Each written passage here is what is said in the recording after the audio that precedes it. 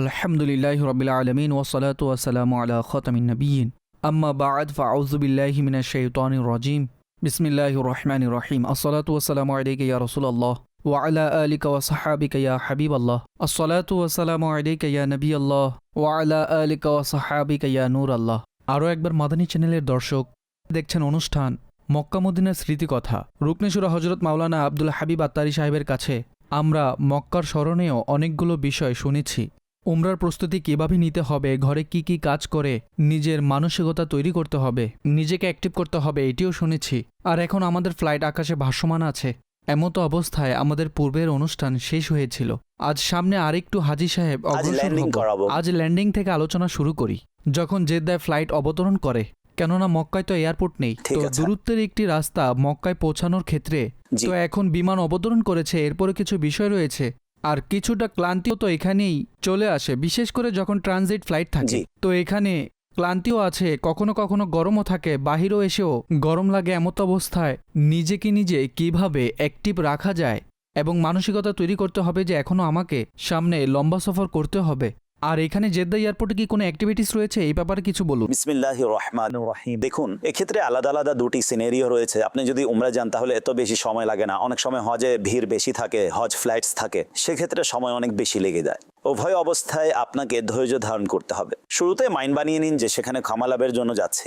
অপরাধী যাচ্ছে রবের দরবারে গুনাহ ক্ষমা করানোর জন্য। তো অপরাধীদের চাওয়া থাকে না, সঠিক। অপরাধী তো এই জন্যই যায় যে ক্ষমা হয়ে যাবে, মাফ হয়ে যাবে। যখন এই নিয়ত থাকবে, লাব্বাইকের ধ্বনি আসবে, আপনি তো ওই পরিবেশে প্রবেশ করছেন। হ্যাঁ, আরবের পবিত্র মাটিতে আপনার অস্তিত্ব প্রবেশ করেছে। এখন তো আপনি, বলা হয় না যে খুশিতে আনন্দিত হন, সঠিক। তো এখন আপনি লাব্বাইক পড়ুন, খুবই কমল পদ্ধতিতে, নমনীয় পদ্ধতিতে আপনি পড়ুন। আপনি আপনার দেশেরও প্রতিনিধি। আপনি যে দেশ থেকে যাচ্ছেন সে দেশের প্রতিনিধিত্ব করছেন সেই এয়ারপোর্টে। বিশ্বজুড়ে মানুষ আপনার শোরগোল বা আপনার মিসম্যানেজমেন্ট বিষয়টিকে খারাপ করে দিবে। আচ্ছা, আমি আরও একটি বিষয় বলতে চাচ্ছি যে এই পুরো ট্রাভেলে আপনার নিকট আপনার বুঝে নিন যে যার মাধ্যমে প্রাণ আছে না, তা হলো আপনার পাসপোর্ট। তো আপনাকে পাসপোর্টের হেফাজত করতে হবে। অনেকে অসাবধানতাবশত পাসপোর্ট বিমানে রেখে চলে আসে। জানি না যে তারা কেন বের করে। আপনি যদি নিজের বেল্টে রাখেন তাহলে সাবধানে রাখুন, হ্যান্ডব্যাগে রাখতে চাইলে সাবধানে ভালোভাবে রাখুন, ফ্যামিলির সাথে থাকলে সবার পাসপোর্ট একসাথে ব্যাগে রাখুন। টিকিটের তেমন কোনো ইস্যু নেই, কেননা টিকিট তো এখন ইলেকট্রনিক টিকিট হয়ে গিয়েছে, কিন্তু পাসপোর্ট অনেক জরুরি। পাসপোর্ট ছাড়া আপনি ভিতরে যেতে পারবেন না। আর ভিসাও ইলেকট্রনিক ভিসা হয়ে গিয়েছে। ইলেকট্রনিক ভিসার প্রিন্ট আপনার সাথে রাখুন, বা কমপক্ষে আপনার মোবাইলে থাকা উচিত। তো যাই হোক, আপনি সেখানে পৌঁছালেন জেদ্দা এয়ারপোর্টে, আপনার ইমিগ্রেশন হবে, তারপর আপনাকে আপনার জিনিসপত্র পিক করতে হবে। জিনিস পিক করার পর আপনি উমরায় যদি গিয়ে থাকেন তাহলে আপনার কাছে ব্যক্তিগত ব্যবস্থা থাকবে, বা প্যাকেজ থাকলে প্যাকেজের লোকের আপনাকে মক্কায় নিয়ে যাবে, গাড়ির ব্যবস্থা থাকবে। হজে অনেক সময় লেগে যায় বাস আসার ক্ষেত্রে। তো হাজিগণ যেহেতু ক্লান্ত থাকে তাই তারা শোরগোল করে থাকে। তো এটা অকৃতজ্ঞতার স্থান নয়, অধৈর্যের স্থান না। তো সেখানে শান্তিভাবে বসে থাকুন, নামাজের সময় হলে নামাজ আদায় করুন, বাসের অপেক্ষা করুন। আচ্ছা, বেল্টের মধ্যে যখন জিনিসপত্র আসে তখন সিমিলার ব্যাগসও থাকে, এই ক্ষেত্রে কিভাবে সতর্ক থাকব? খুবই সুন্দর কথা বলেছেন। ব্যাগ ক্রয় করার সময় যদি আমরা সচেতন হয়ে যেতাম বা বলে দিতাম যে চেষ্টা করবেন যে নিজের ব্যাগ ইউনিক কালারের নেওয়া। নেভি ব্লু, ব্ল্যাক, ব্রাউন এই জাতীয় কালারের ব্যাগ তো সবারই থাকে। তো যদি আপনার কালার রেড থাকে, ইয়েলো থাকে, পার্পল থাকে, অরেঞ্জ থাকে, তো এটা হাজার ব্যাগের মধ্যে আপনাকে দেখা যাবে। সবচেয়ে বড় কথা হলো সেটি মিক্স হয়, সমস্যা কম হবে। আর যদি আপনার ব্যাগ নর্মাল থাকে বা যে কোনো কালারের থাকে, তাহলে তাতে আপনি চিহ্নস্বরূপ কোনো কাপড় ইত্যাদি ঘর থেকে বেঁধে নিন। এতে আপনি বুঝে যাবেন যে এটা আমারই। তখন দূর থেকে চিহ্নিত করা সহজ হয়ে যাবে। নামও লিখতে পারেন, এমন মার্কার দিয়ে লিখুন যেন আপনি দূর থেকে দেখতে পান, তাহলেও ঠিক আছে। আচ্ছা, কখনো যদি ব্যাগ না আসে তখন কি করবে, এর কোনো সমাধান আছে? আমার সাথে তো একবার এমন হয়েছে, অবশ্য হারামাইন তাইয়িবের সফরে তো হয়নি। আমি একবার ইউকে যাচ্ছিলাম, তখন 12 রবিউল আউয়াল ছিল আর একদম বরফের সিজন ছিল, অর্থাৎ ডিসেম্বরের মাস ছিল। তাই আমি অবগত ছিলাম যে ইউকে ঠান্ডা কেমন হয়, তাই জ্যাকেট ইত্যাদি সবকিছু। তো হয়েছে যেটা যে আমি লন্ডন এয়ারপোর্টে পৌঁছালাম, তখন আমার ব্যাগ আসেনি। আচ্ছা, আমি অপেক্ষায় রইলাম। নর্মালি সেখানে এটা হয় যে ব্যাগ যদি না আসে তাহলে শোরগোল করতে হয় না, সেখানে একটি রিপোর্ট লেখাতে হয়। তখন পরবর্তী ফ্লাইটে চলে আসে আর তারা আপনাকে আপনার অ্যাড্রেসে পৌঁছে দেয়। ইউরোপ কান্ট্রিতে এমন হয়ে থাকে, কিন্তু আরব রাষ্ট্রগুলোতে যে তারা আপনাকে ফোন করে, আপনাকে নিজে গিয়ে নিয়ে আসতে হবে। কিন্তু এয়ারলাইন্সের সার্ভিস আছে, সেখানে গিয়ে কাউন্টারে আপনাকে বলতে হবে। তো আমি 6 দিনের জন্য গিয়েছিলাম। বিশ্বাস করুন, আমার 6 দিন পর্যন্ত ব্যাগ আসেনি। আচ্ছা, এখন রবিউল আউয়ালের নতুন পোশাক, বিভিন্ন প্রস্তুতি, সবকিছু। কিন্তু আপনি বিশ্বাস করুন, দাওয়াত ইসলামী এমন একটি পরিবার, আমি বুঝতেই পারলাম না যে আমার ব্যাগ আসেনি। কেউ আমাকে কাপড় দিয়ে দিল, কেউ জ্যাকেট দিয়ে দিল, কেউ মোজা দিয়ে দিল, সবাই খুশি খুশি দিয়েছে। ঠিক আছে, আচ্ছা, এগুলো তো আলহামদুলিল্লাহ। কিন্তু মজার বিষয় হলো, এখানে প্রথমবার এমন হয়েছিল যখন 6 দিন পর আমি এখানে এলাম, আমি জানতে পারলাম করাচি এয়ারপোর্টে আমার ব্যাগ পড়ে আছে। আচ্ছা, এখান থেকে বিষয়টি হলো, যায়নি? হ্যাঁ, এখান থেকেই যায়নি। ও হো বিষয়টি হো। হলো যে তখনকার সময় জানি না কিসের চেকিং ইত্যাদি হচ্ছিল, তাই আমাদেরকে প্রথমে বোর্ডিং এক স্থান থেকে করাতে হতো এবং ব্যাগ অন্য কোথাও গিয়ে রাখতে হতো ল্যাগেজের জন্য। আচ্ছা। সে সময় দুটি আলাদা কাউন্টার বানিয়ে দেওয়া হয়েছিল। তখন আমি যখন বোর্ডিং করালাম, তখন আমাকে কোনো মহব্বতকারী একজন বলল, আমি আপনার ব্যাগ রেখে দিচ্ছি। আমি বললাম ঠিক আছে, তার হাতে আমি ব্যাগ দিয়ে চলে গেলাম। ও হো হো। সে মহোদয় করাচি এয়ারপোর্টে যত্ন করে রেখে দিলেন। বরকতের জন্য। তো আমি 6-7 দিন পর যখন ফিরে এলাম, তখন আমি জিজ্ঞাসা করলাম, আমি সেখানে ব্যাগ পাইনি। কেউ বলল এই ব্যাগ তো এখানে পড়ে আছে। ও হো হো। তো যখন ব্যাগ নিয়ে আমি বাড়িতে গেলাম, বাড়ির লোকেরা বলল 6 দিন পরও এসে কাপড়গুলো ইস্ত্রি করা আছে, এমন চমৎকার। সবকিছু তেমনই আছে। আমি বললাম এগুলো ইউকে যায়নি, আমি আল্লাহু একা আকবার। ইউকে গিয়ে ঘুরে এসেছি। তো it is part of the business. সঠিক। এখন তো আপনি সতর্ক হলেন, হ্যাঁ। অন্য কাউকে দেওয়া যাবে না। আর নয় স্বয়ং আমার চোখের সামনে করার। এখন তো এটাই চেষ্টা করি। কিন্তু দেখুন, এ সত্ত্বেও আমি যা বোঝাতে যাচ্ছিলাম যে এগুলো সফরের অংশ। জি জি। আপনার ব্যাগ হারিয়েও যেতে পারে, আপনার ব্যাগ লেটও হতে পারে। মানসিকভাবে সবকিছুতে প্রস্তুত থাকুন। আপনি সফরে আছেন, নিজের ঘরে নন। যদি হারিয়ে যায়, এটাও আল্লাহর ইচ্ছা। এর কোনো কম্পালসারি পাবেন। আপনি এয়ারলাইন্সে যখন কমপ্লেন করেন, তখন সেটার কিছু না কিছু ক্লেমও দেয়, কিন্তু আপনাকে শোরগোল। তারপর অনেক সময় এটাও দেখা যায় যে প্রতিটি তাওয়াফের মধ্যে বা উমরার মধ্যে হাজি এটাই বলে থাকেন যে আমার ব্যাগ লেট হয়ে গেছে। এটা ওটা। অভিযোগ, অভিযোগ আপত্তি। আপত্তি করবেন না আপনার সাথে। হ্যাঁ, আমি একটি বিষয় বলে দিচ্ছি, এর জন্য একটি সতর্ক পদ্ধতি হলো, এমন জিনিস যা ব্যতীত আপনি চলতে পারবেন না। দেখুন, পোশাক তো সেখানেও আছে। আপনি পুরুষ জুব্বা ক্রয় করে নেবেন, কম দামি জুব্বা 20-25-30 রিয়ালে জুব্বা পরে নেবেন। ঔষধ, আপনার কিছু ওষুধ আপনার হ্যান্ডব্যাগে রাখুন, আচ্ছা। যেন আপনার লাগেজ যদি না পান, তাহলে আপনি হ্যান্ডব্যাগে ওই জিনিসটি অবশ্যই পেয়ে যান যা আপনার তৎক্ষণাৎ 1-2-3 দিন প্রয়োজন। বাকি পোশাক ইত্যাদি তো কিন্তু আছে। লিকুইড ওষুধ হয়তো এতে রাখা যাবে লিকুইড না। নয়, লিকুইড নয়, ট্যাবলেট সিরাপ ইত্যাদি ইত্যাদি রাখা যাবে না। না, সিরাপ ইত্যাদি ঠিক নেবেন আছে। না। খুব ভালো কথা। আপনি এখন বাইরে এলেন, জি, আপনি মক্কা আপনার শরীফ বাহনে পৌঁছাই। চড়েছেন এবং আচ্ছা, মক্কা। মক্কা প্রায় 1 ঘন্টার রাস্তা। জি। ঠিক আছে, যদি ভালো কারে যান তাহলে 45 মিনিট, বাসে 1.5 ঘন্টাও লেগে সঠিক। যায়। আচ্ছা, এখন হজের দিনগুলোতে 2-3 ঘন্টাও লেগে যায়, জ্যাম। কেননা ভিড় থাকে। কিন্তু যাই হোক, বেশি দূরে নয়। ঠিক মক্কা আছে। আপনি এভাবে বুঝুন যে কিছুক্ষণের মধ্যে আপনি হেরেমের সীমানায় প্রবেশ করবেন। আপনি লাব্বাইকের স্লোগান প্রতিধ্বনিত করুন। একটি নেকি 1 লাখ নেকির সমান। এখন তো জবান জিকির ও দুরুদে শিখতে থাকবে। সুবহানাল্লাহ। কিন্তু এই ক্ষেত্রে আমাদের সাধারণ হাজি সাহেবগণ বা ওমরা পালনকারীরা একটি মিস্টেক করে থাকেন, যে তারা দ্রুত ওই বিষয়টি যে এহরাম তো ফ্রেন্ডলি নয়, তো লিড টু রিমুভ দি এহরাম, তারা চায় যে বাস দ্রুত এহরাম থেকে অবসর হয়ে যায়। হোটেলে এখনো জিনিসপত্র রাখেনি, বলছে আমি ওমরা করতে যাচ্ছি। এখন চিন্তা করুন, বাড়ি থেকে কখন বের হয়েছিলেন। কমপক্ষে হাজি সাহেবদের 20 ঘন্টা 15 ঘন্টা, কিছু মানুষের 30 ঘন্টাও হয়ে গিয়েছে বাড়ি থেকে বের হয়েছেন, আর জি, জি। এখন মক্কা পৌঁছেছেন। তো 20-30 ঘন্টা আপনি তো ক্লান্ত হয়ে গিয়েছেন। এখন আপনি পূর্বে কান্না করছিলেন যে আমি কাবাকে এক নজর দেখব, কান্না করে করে দোয়া করব। তো এই সকল অনুভূতি আপনি কিভাবে পাবেন যদি আপনি ফ্রেশ না থাকেন? তো আমিরুল্লাহ সুন্নাত খুব সুন্দর উৎসাহ দিয়ে থাকেন যে প্রতিটি এমন বিষয় যা একনিষ্ঠতাকে বাধা প্রদান করে, অর্থাৎ বাধা হয়ে দাঁড়ায়, একাগ্রতার মধ্যে বাধা হয়ে দাঁড়ায়, তাহলে প্রথমে সেটা শেষ করুন। এখন এর পদ্ধতি কি? আপনি ক্লান্ত আছেন, কোনো সমস্যা নাই, রুমে যান, ঘুমিয়ে পড়ুন। নামাজের টাইমে নামাজ পড়ুন, নামাজ ছাড়া যাবে না, পরে ঘুমিয়ে পড়ুন। ক্ষুধা লেগেছে, খাবার খান। চা পান করার মন চাইলে চা পান করুন, যেন এখন আপনার কোনো কিছুর চাহিদা না থাকে। চাহিদা থাকে এখন না। কাবাকে দেখতে হবে, আমি ফ্রেশ সঠিক। আছি। এখন যান, সুবহানাল্লাহ লাব্বাইক পড়তে পড়তে, তারপর দেখুন আপনার হাজিরি কিছু মানুষ কেমন হয়। ঠাট্টাও করে থাকে যে দেখো ভাই, মক্কা এসে ঘুমিয়ে পড়েছে, হ্যাঁ। সকালে এসেছে, এখনো উমরা করেনি, এশা হয়ে যাচ্ছে। হ্যাঁ। তো না, তো দেখো তারা- আমি আসা মাত্রই উমরা করেছি, আমি তো থাকতেই পারিনি। মক্কা না দেখে আমি কিভাবে ঘুমাতে পারতাম? দেখুন, এক্ষেত্রেও আমরা সুধারণার প্রেক্ষাপট খুঁজে নেই।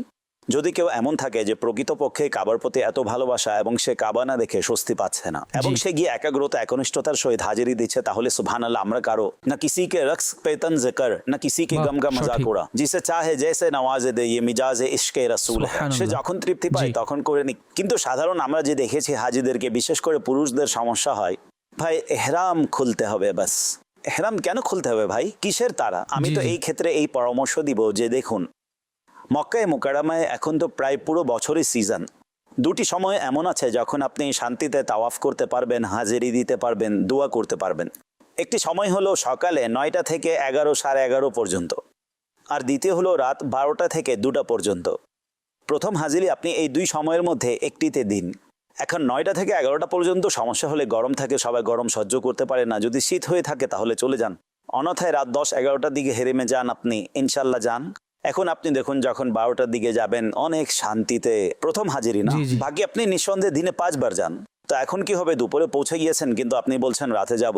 তো কিছুটা আপনি ধৈর্য ধারণ করুন, একাগ্রতা একনিষ্ঠতার সহিত হাজিরি দিতে পারেন, দোয়া করবেন, ধীরে স্থিরে তাওয়াফ করবেন, সাই করবেন। ফজরের পূর্বে আপনি অবসর হয়ে যাবেন, তারপর হালাক করান। তো এই টাইমিং আপনাকে মস্তিষ্কে রাখা উচিত যে কখন আমাকে কাবার কাছে যাওয়া উচিত, কখন তাওয়াফ করতে হবে। সঠিক। বিশেষ করে প্রথম হাজিরিকে স্মরণীয় হাজিরি বানান। প্রথম হাজিরি স্মরণীয় হওয়া উচিত, সেখানে আপনি যতটুকু সম্ভব কান্না করুন, দোয়া করুন। প্রত্যেক সফরের প্রথম হাজিরি। আমি তো বলবো প্রতিবার হেরেমে যাওয়ার সময় প্রথম হাজিরের অনুভূতি তৈরি হয়, কেননা যখন সুবহানাল্লাহ। কাবায় প্রবেশের সাথে সাথে দৃষ্টি পড়ে না, সেটার বাস্তবেই। অবস্থা ভিন্ন থাকে। কিন্তু নো ডাউট সফরের প্রথম হাজিরি, সেটার তো অনুভূতি আলাদা। আচ্ছা হাজি সাহেব, যখন আপনি পৌঁছান মক্কা শরীফে, স্পেশালি যখন গ্রুপ আকারে যান, তো জেদ্দার পর থেকে যখন একটি বাসে বসলেন, তখন নতুন নতুন বন্ধুত্ব শুরু হয়ে যায়।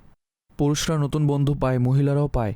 অনেক সময় পুরুষ ও মহিলা গ্রুপে বন্ধুত্ব করে নেয়। আর আস্তাগফিরুল্লাহ। এমন স্থানে আপনি কি নির্দেশনা দিবেন হজের দিনগুলোতে মাআজাল্লাহ নামহরিম বন্ধুত্ব করে বৈঠক লাগিয়ে বসে একে অপরের সাথে গল্প ভাবি বলে, করে? আপনি cousins হয়তো বলে, দেখেছেন। হ্যাঁ, এই দেখুন। ব্যাপারেও কিছু দিক নির্দেশনা দিয়ে দিন। দেখুন, যেভাবে এখানে আমাদের দেশে পর্দা আবশ্যক, সেখানে তো আরো বেশি আবশ্যক, ঠিক আছে? আর ওখানে তো একটি গুনাহ 1 লাখ গুনাহের সমান। যেহেতু একসাথে সফর হচ্ছে, সেহেতু মাআজাল্লাহ কিছুটা ফ্রিনেস হয়ে যায়, খাবার একসাথে সাথে খাবার খাওয়া খাচ্ছে, হচ্ছে, shopping উঠা বসা করছে। হচ্ছে। 1-2 জন ইসলামী ভাইয়ের বন্ধুত্ব হলো, তারা উভয়ের স্ত্রীর সাথে থাকলো, যেহেতু একদমই পর্দাহীনতার পরিবেশ, তাই এক্ষেত্রে তো অধিক বেঁচে থাকা উচিত। শয়তান এখানেও আক্রমণ করতে পারে, আমাদেরকে দৃষ্টি নিচে রাখতে হবে, লজ্জার আঁচল ধরে রাখতে হবে আমাদেরকে।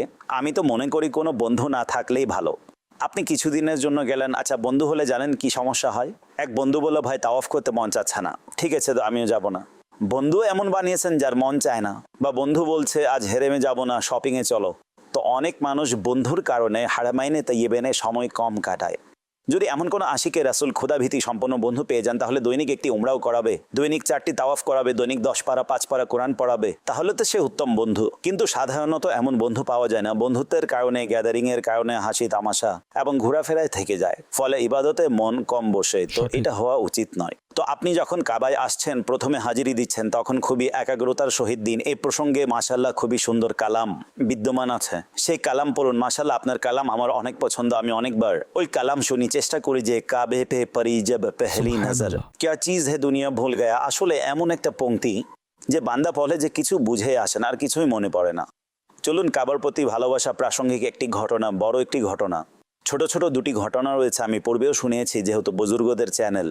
আমার এখানে একটি পরামর্শ আছে, যদি সম্ভব হয় তাহলে মক্কা মদিনায় এমন কোনো ব্যক্তির সাথে যান যে আশিকে রাসূল এবং তার প্রথম হাজিরি।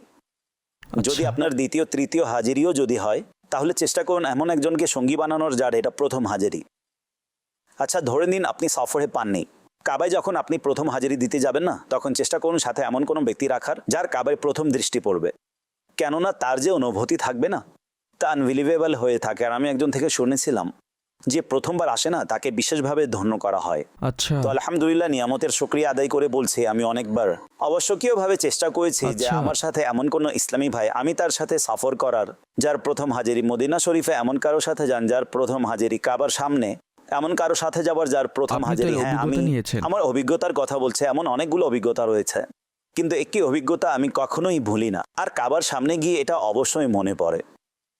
আমাদের অনুষ্ঠান জেহনি আজমাইশ, তো সেটার মধ্যে আমরা কিছু আশিকানে রাসূলের সাথে যাই, সেটার মধ্যে প্রায় প্রথম হাজিরির ব্যক্তি থাকেন। তো সেটা তো আমরা কমপক্ষে কন্টিনিউ 5-6 বছর তাতে অনেক আনন্দ করেছি এবং অনেক ঘটনা দেখেছি। এক বছর কি হলো, আমাদের সাথে কিছু বিশেষ ইসলামী ভাই ছিলেন। আচ্ছা, সবাইকে ট্রেনিং দিলাম যে ভাই আমরা কাবার কাছে যাচ্ছি এবং এভাবে যাব, এভাবে গিয়ে যখন কাবা দেখব তখন কিভাবে দোয়া করব। প্রশিক্ষণের সব পর্ব পূর্ণ হলো। এখন একটি কাফিলার আকৃতিতে কাবার সামনে উপস্থিত হলাম। আচ্ছা, যা বলছি তা ক্যামেরায় রেকর্ডও আছে, এটি সম্ভবত অনিয়ারও হয়েছে। তো যখন একদম কাবার সামনে উপস্থিত হলাম না, আর যখন কাবা শরীফকে দেখলাম, তখন চোখ অশ্রুসিক্ত হয়ে উঠে এবং দোয়া করা শুরু হয়ে গিয়েছে। তো আমরা বিশেষ ইসলামী ভাই যারা ছিলেন তাদেরকে আমাদের সামনে দাঁড় করিয়ে দেই, যেন তারা কাবার একদম সামনে থাকেন, এবং আমরা তাদের পিছনে এসে দাঁড়িয়ে গেলাম। এখন বোবা বধির যে ইসলামী ভাইয়েরা আছেন না, তারা কানে শুনতে পায় না। যারা শুনতে পায় না তারা একটু জোরে কথা বলে। আচ্ছা, তারা কথা তো বলতে পারে না, তাই চিৎকার করতে থাকে। অর্থাৎ যদি চিৎকারও করতে থাকে, সে তো জানেই না যে সে কত জোরে চিৎকার করছে।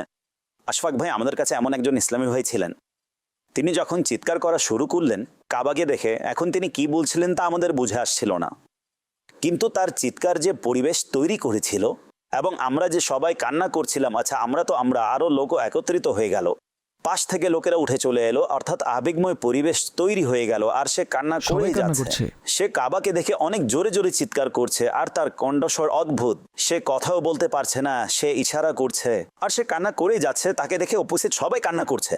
আমি বললাম ইয়া আল্লাহ তার সদকায় হাজিরি কবুল করে নিন, তার সদকায় আমাদেরও সে যা চাইছে ইয়া আল্লাহ তার সদকায় দিয়ে দিন। তো এটা এই সফরই এমন, এটা জানি না। অর্থাৎ বিশেষ করে কাবার যে তাওয়াফ আছে না, আশফাক ভাই আমির আহলে সুন্নাতও বলেছেন যে আমি তো চাই আমি ভিড়ে তাওয়াফ করব, আমার গায়ে কারো কাঁধ লেগে যাবে, কারো ধাক্কা, বলা যায় না সে জান্নাতি হবে, আল্লাহর ওলি হবে। আর জান্নাতে যখন লোকেরা যাবে তখনও তো কাদের সাথে কার ধাক্কা লাগবে না। তো এখন এই যে পরিবেশ আছে না, এখানে কত আউলিয়া ইকরাম থাকবে। আচ্ছা, কে কোন উদ্দীপনা নিয়ে এসেছে, কেউ বাড়ি বিক্রি করে এসেছে, কেউ একটি টাকা সঞ্চয় করে এসেছে, তাকে ডাকা হয়েছে, আর তার দৃষ্টি আমার উপর পড়ে যায়, তার কাঁধ আমার সাথে টাচ হয়ে যায়। এখানে অবস্থা এমন যে কাঁধ স্পর্শ হলে ঝগড়া লেগে যায়, আমার সামনে দিয়ে কিভাবে চলে গেল, আরে ভাই এটা কেন, ভাই এগুলো করিয়েন না।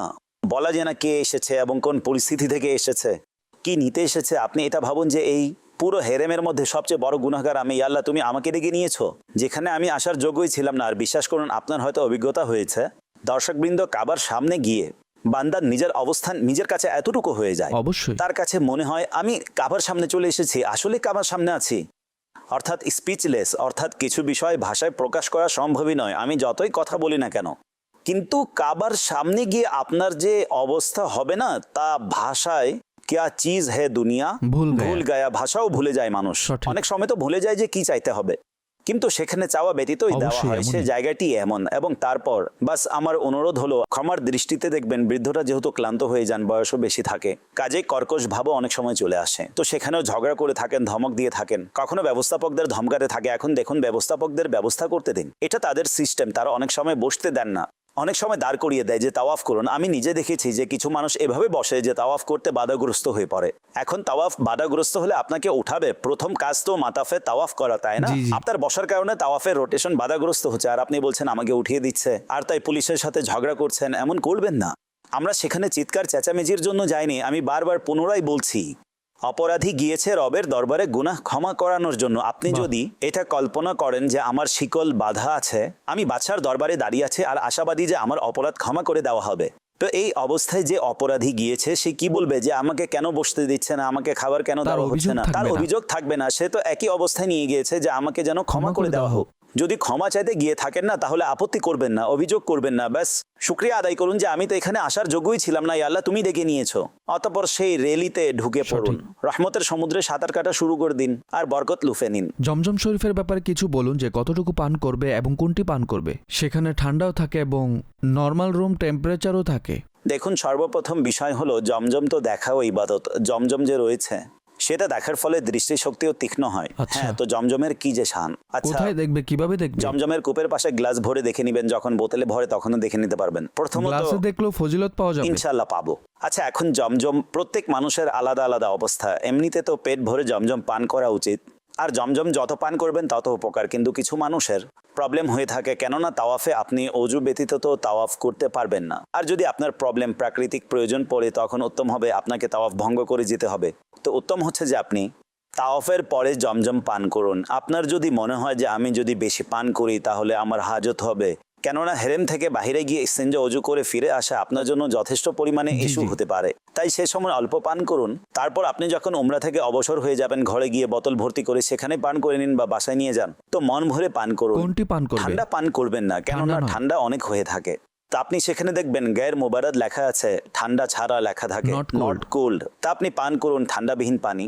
তাতে কি হবে, আপনি পানও করতে পারবেন, গলা ইত্যাদি খারাপও হবে না, কেননা আপনি গরম থেকে এসেছেন, ঠান্ডা পানি বারবার পান করছেন, এতে আপনার গলাও খারাপ হতে পারে। তাই নর্মাল পানি পান করুন এবং চোখেও লাগান। শরীরে লাগালে সতর্ক থাকা উচিত যে হেরেম শরীফের জমিনে না পড়ে। অবশ্যই, খুব সুন্দর কথা। আচ্ছা, নিজেদের সাথে যা পাসপোর্ট বা টাকা ইত্যাদি অনেকে রাখে, অনেকে হোটেলও রেখে দেয়, এটাও বলে দিন যে হোটেলে রাখা উচিত নাকি সাথে রাখা উচিত? না, হোটেলেই রাখুন। হোটেলে সাধারণত এমন ঘটনা ঘটে না। হ্যাঁ, নিজের কাপড় ইত্যাদির ভিতরে লুকিয়ে যদি বেশি টাকা থাকে তাহলে তাও রাখুন। হেরেমে বেশি টাকা নিয়ে আসবেন না, পাসপোর্টও নিয়ে আসবেন না। পাসপোর্টের ছবি, ভিসা, পাসপোর্টের ছবি আমাদের মোবাইলে থাকাই যথেষ্ট। ঠিক আছে। আচ্ছা, আপনার যদি মোবাইল দামি থাকে তাহলে সাথে করে ছোট মোবাইল নিয়ে যান, যা আপনি হেরেম ইত্যাদিতে নিজের সাথে রাখতে পারেন। আর দামি মোবাইল আপনি চাইলে হোটেলে রেখে দিতে পারেন। কখনো পকেট থেকে যদি কিছু পড়ে যায়? হ্যাঁ, অবশ্যই পরে। দুর্ভাগ্যবশত পকেট মারও থাকে, তাওয়াফ চলাকালে এদিকে লক্ষ্য রাখা উচিত। সঠিক।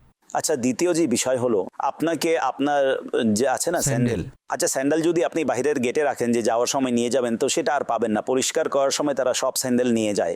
আর রেক্স বানানো থাকে, কিন্তু নর্মালি একজন সাধারণ মানুষ যার প্রথম সফর, কয়েকবার সফর করেনি, তো তার রেক্স পর্যন্ত পৌঁছানো, সব গেট একই রকম হয়ে থাকে। অনেক সময় আপনার তাওয়াফ কোথায় শেষ হবে, সাই কোথায় শেষ হবে এবং স্যান্ডেল কোথায় আছে, আপনি সেই পর্যন্ত পৌঁছাতে পারবেন না।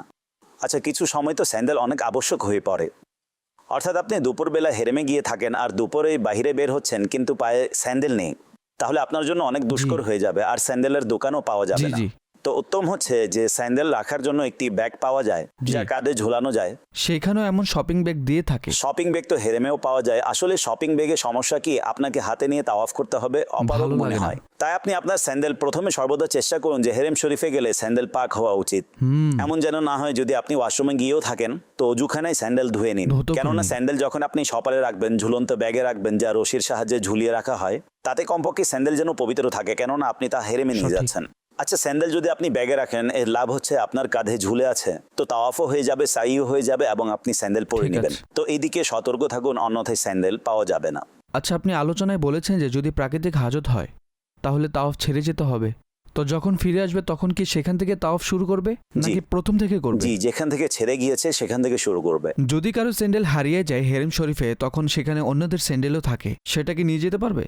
এটা তো এমন হয়ে গেল কেউ আমার সাথে ভুল কাজ করেছে, আমিও তার কোনো কিছু নিয়ে নিব, এটা করা যাবে না, শরীয়ত অনুমতি দেয় না। আপনাকে নিজের স্যান্ডেল ব্যবহার করতে হবে। ঠিক আছে, পুরুষ ও মহিলাকে তাওয়াফ করার ক্ষেত্রে স্পষ্ট যে একসাথেই করতে হবে, তো এই সময় কেমন সতর্ক জি, থাকবে? এটা অনেক গুরুত্বপূর্ণ প্রশ্ন। এই ক্ষেত্রে আমি তো মহিলাদেরকে অনুরোধ করব যে কোনোভাবেই অনুমতি নেই যে তারা পুরুষদের সাথে মিশে যাবেন। মহিলারা এত ভিড়ের মধ্যে হাজরে আসওয়াদকে চুমু খেতে যাচ্ছে, তাতে অদ্ভুত আশ্চর্যময় পরিবেশ তৈরি হচ্ছে। তো দেখুন, পুরুষদের জন্য নিষেধ যে কাউকে কষ্ট দিয়ে হাজরে আসওয়াদ পর্যন্ত যাওয়া যাবে না, তো মহিলাদেরকে তো আরো যাওয়া যাবে না। তো উত্তম হলো দূর থেকে ইস্তেলাম করে নিন। আর মহিলাদের জন্য উত্তম হলো তারা কিছুটা পিছন থেকে, যেখানে তাওয়াফে ভিড় কম থাকে সেখান থেকে তাওয়াফ করবে। আর আমি যে টাইমিংস বলেছি, যদি এই টাইমিংস বৃদ্ধ এবং মহিলা, কেননা বৃদ্ধদেরও কষ্ট হয় মানুষের সাথে একসাথে তাওয়াফ করতে, তো সকাল প্রায় 9টা থেকে 11টা, 11:30 পর্যন্ত যে সময় রয়েছে এবং রাত 11টা থেকে 2টা পর্যন্ত, ইনশাল্লাহ আশা করা যায় কিছুটা কম, এমন না যে খালি থাকবে, কিন্তু তুলনামূলক কিছুটা ভালো হয়ে থাকে, কেননা লোকেরা ঈশার পর বিশ্রাম করতে চলে যায়, খাবার খেতে চলে যায়। তো এই দুই টাইমিংস এমন যে আপনার তাওয়াফ করতে সমস্যা হবে না। এখান থেকে আমরা প্রশ্ন করব যে লাব্বাইক কোথায় স্থগিত হবে, কাবার কতটুকু নিকটবর্তী হয়ে তাওয়াফ করবে, তারপর সাই রয়েছে, অতঃপর হালাক, তারপর কিছু বিষয় রয়েছে। তো উমরাকে কেন্দ্র করে আরো একটি প্রোগ্রাম আপনারা দেখবেন। পরবর্তী প্রোগ্রামের মধ্যে নিজের খেয়াল রাখবেন। সল্লু আলাল হাবিব সাল্লাল্লাহু আলা মুহাম্মদ সাল্লাল্লাহু আলাইহি ওয়াসাল্লাম।